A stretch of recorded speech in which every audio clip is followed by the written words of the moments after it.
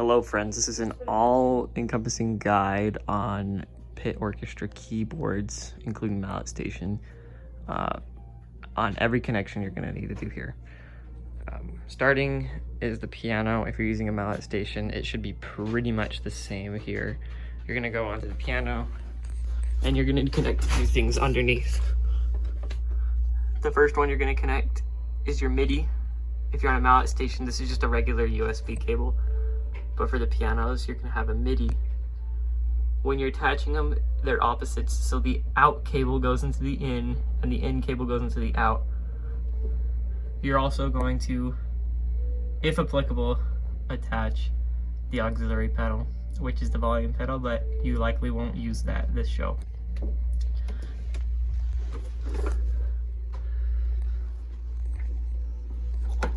This is your MIDI or USB cable. That's going to go into this dongle here, and that's going to obviously go into the computer, which is running main stage. The second thing you're plugging into the computer with that USB cable is the focus, right? This is your interface. It goes in this USB port. Next to it, that is your power port. This thing needs its own power. So make sure that you have a supply there for it, otherwise it won't run.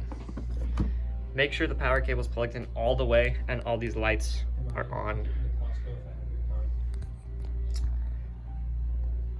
You've got your computer, which will be running main stage. This is where all your patches will be. This is just a preset of patches, so there's quite a few here. The next thing you're gonna do is go into main stage. Click layout. This is where it opens up all the weird coding looking stuff, and you're going to go down to this patch button. When you're cycling your patches, you're going to use the pedals that aren't the damper pedal on your keyboard. These buttons can be whatever you want, but the pedals are nice. You simply select this patch forward button and then arm it by clicking assign. Make sure this MIDI port is the right one. So this is a Mio MIDI cable, so we're doing the right thing. If not, it'll probably just say USB. You're then gonna click, while it's armed, the desired pedal. This one is gonna be what I wanna go forward with, so I'm gonna click that pedal. The instant I do that, some of these numbers are gonna shift slightly. Just double check that the pedal is correct and that this thing says single value. If it says alternating value or single value, it's not gonna be correct. You're actually going to want this to be press and release. You're going to do the same thing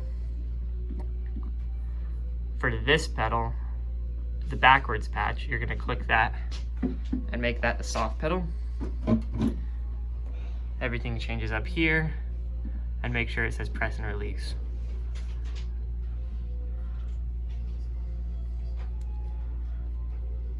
If you're using the volume pedal, you're going to do the same thing and link it to this, but you might not be using the volume pedal. You're then going to go back into your main mode here, edit mode, and you've got all your patches down here. Now, that pedal is going to cycle one patch forward every time, and the other pedal is going to go backwards. The damper pedal will do exactly what it's supposed to now. After you do that, you're going to want to go over to this thing in the top left corner, click settings, and go to audio.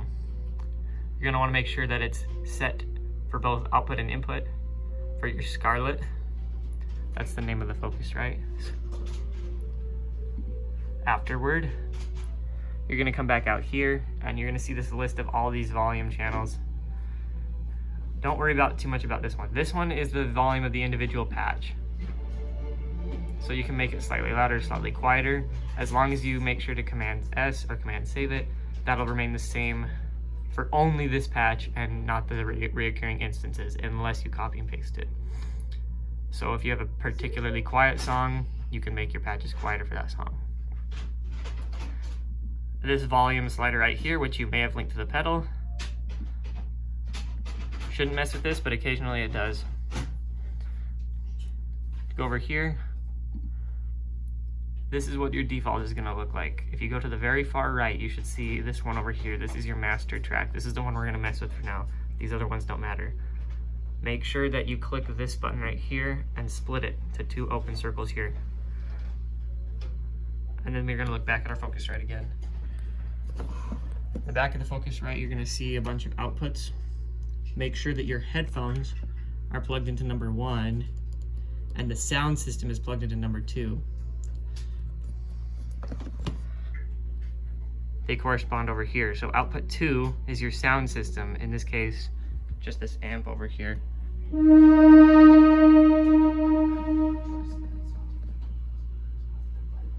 You can turn that up and down. This one will remain constant throughout the whole show. You want to make that one the exact same. This one, while you can't save it, this one you can move around, and that is your headphone volume. One more quick note, make sure that this is at a fairly loud volume so that your headphones start out pretty loud. If you move this dial, it affects everything, period. So make sure wherever you place this for the show, it stays about the same and it's pretty far forward. I would recommend about 3/4 of the way. And now when you're playing, you don't have to worry about this slider on the right, which is this is the monitors, this is how everyone else is gonna hear you. This is how you hear yourself, so this way you should be able to move this around. If you're too loud in your own ears or too quiet in your own ears, you can change that pretty much on the fly just by reaching up real quick and switching. And that is everything you need to do